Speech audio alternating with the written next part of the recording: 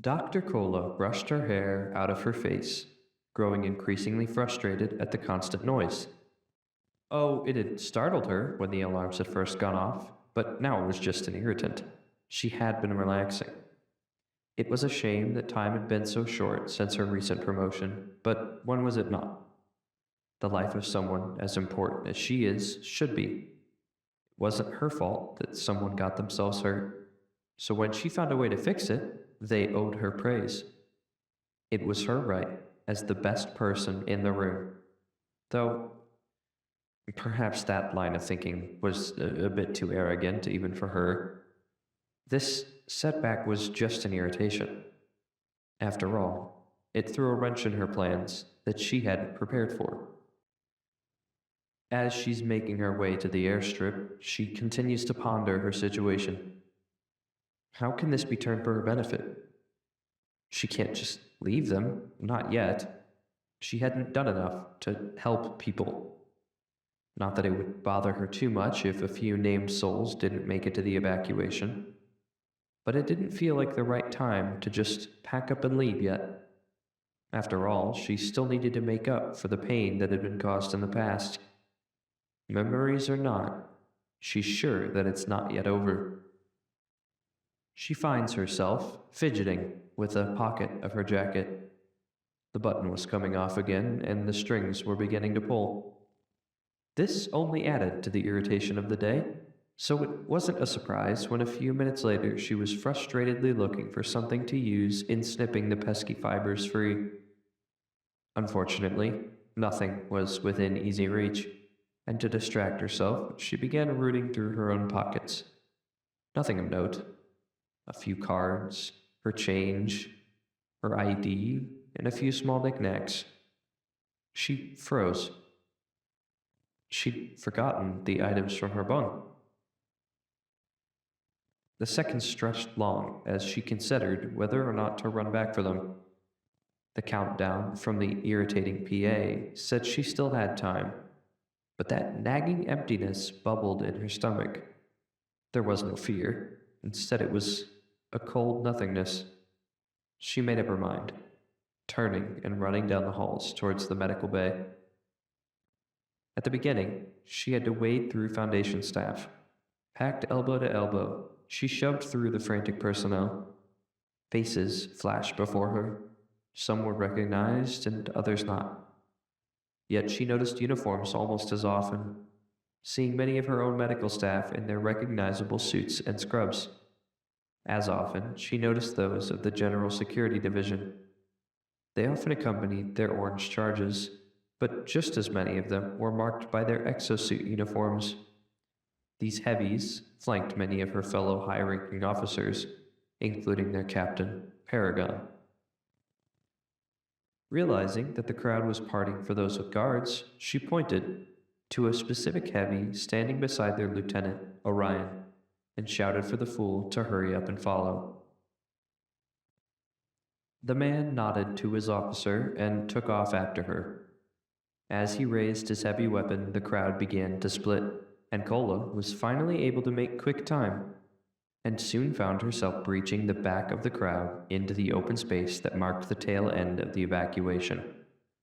The heavy saluted and took up a place on the wall. Keep going, ma'am. I'll wait here for you when you get back. Don't worry about me. It's my job. His voice twanged with a southern accent, and for some reason, it didn't irritate her.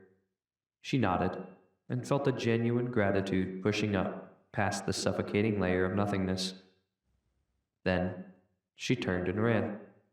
She couldn't leave her belongings, and they wouldn't leave without her.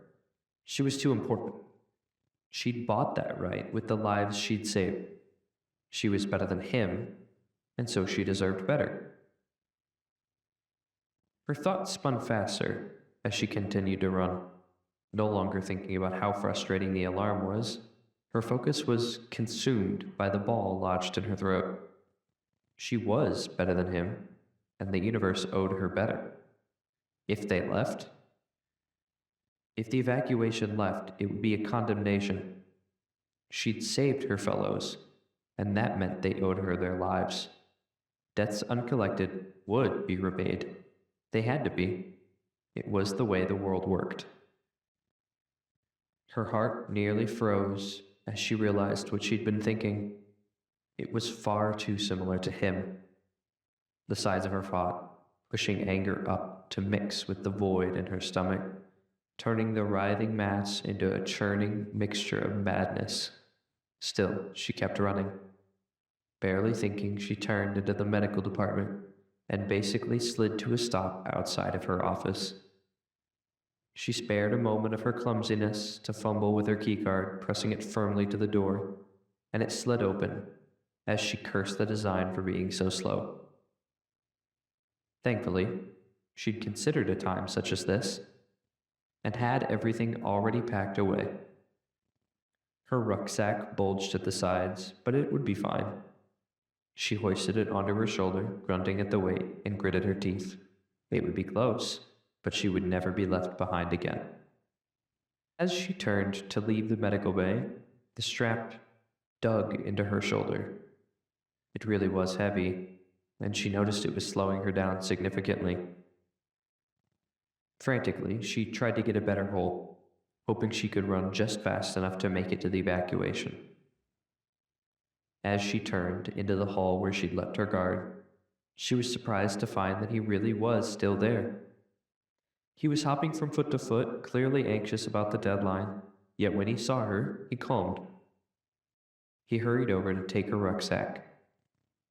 On her, it had looked huge, but next to the massive man of metal and steel, she was forced to reassess.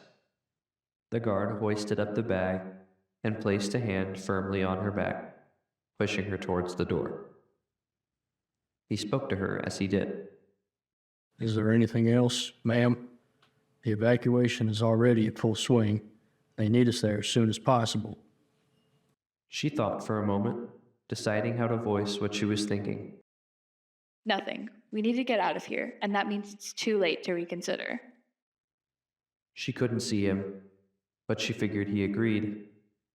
After all, they didn't slow down as they continued to run towards the extraction. She found herself wondering what his name was and why he cared so much. Surely, he would tell her eventually. In the meantime, all she needed to do was survive.